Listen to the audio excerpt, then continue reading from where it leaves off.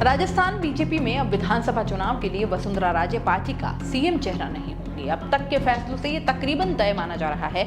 हालांकि राजे और उनके समर्थकों की आखिरी उम्मीद चुनाव अभियान समिति पर टिकी है। पार्टी ने राजस्थान में विधानसभा चुनाव के लिहाज से 3 अहम फैसले किए हैं। पहला, बीजेपी राजस्थान में 1 नहीं 4 परिवर्तन यात्राएं निकालेगी, यानी कि ये तय है कि पार्टी किसी एक नेता की अगुवाई में चुनाव नहीं लड़ने जा रही है। इससे पहले 2003 और 2013 में वसुंधरा राजे की अगुवाई में परिवर्तन यात्रा और 2018 में स्वराज संकल्प यात्रा निकाली गई थी। तब इन यात्राओं से साफ था कि राजे ही पार्टी का अगला सीएम का चेहरा है, लेकिन इस दफा ऐसा नहीं हो रहा। बीजेपी वसुंधरा राजे की अगुवाई में एक यात्रा के बजाय अलग अलग नेताओं के समूह की 4 यात्राएं निकाल रही हैं। इसका सीधा सा संदेश यह है कि पार्टी का सीएम का कोई एक चेहरा नहीं है।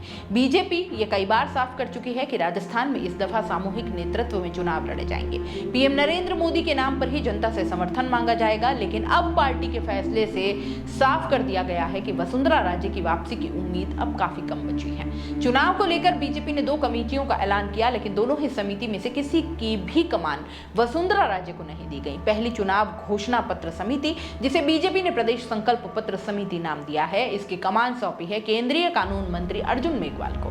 इस समिति में किरोड़ीलाल मीणा और घनश्याम तिवारी जैसे दिग्गजों को भी शामिल किया गया है। राजे समर्थक राव राजेंद्र सिंह और प्रभुलाल सैनी को भी इस समिति का सदस्य बनाया गया है। दूसरी समिति सबसे अहम है और यह है प्रदेश चुनाव प्रबंध समिति। इस समिति की कमान सौंपी गई है पूर्व राज्यसभा सांसद नारायण पंचारिया को। 21 सदस्यीय कमेटी में सांसद राज्यवर्धन सिंह राठौड़ भी शामिल है। वसुंधरा राजे समर्थक ओंकार सिंह लखावत को भी इस समिति का सदस्य बनाया गया। दोनों समितियों में संगठन में काम कर रहे नेताओं और कार्यकर्ताओं को तरजीह दी गई। अब एक और अहम समिति का गठन किया जाना है, वो है चुनाव अभियान समिति का। इस समिति का ऐलान नहीं किया गया है। इससे अभी भी राजे समर्थकों की उम्मीद जिंदा है कि वसुंधरा राजे को क्या चुनाव अभियान समिति की कमान सौंपी जा सकती है। हालांकि अब तक फैसलों से ये भी आसान नहीं है। इस बीच वसुंधरा राजे ने चुनाव में अपनी अहम भूमिका को लेकर ताकत झोंक दी है। दिल्ली पार्टी के वरिष्ठ नेताओं से मुलाकात कर रही हैं। जयपुर में पार्टी की कोर कमेटी की बैठक में भी वे नहीं पहुंचे।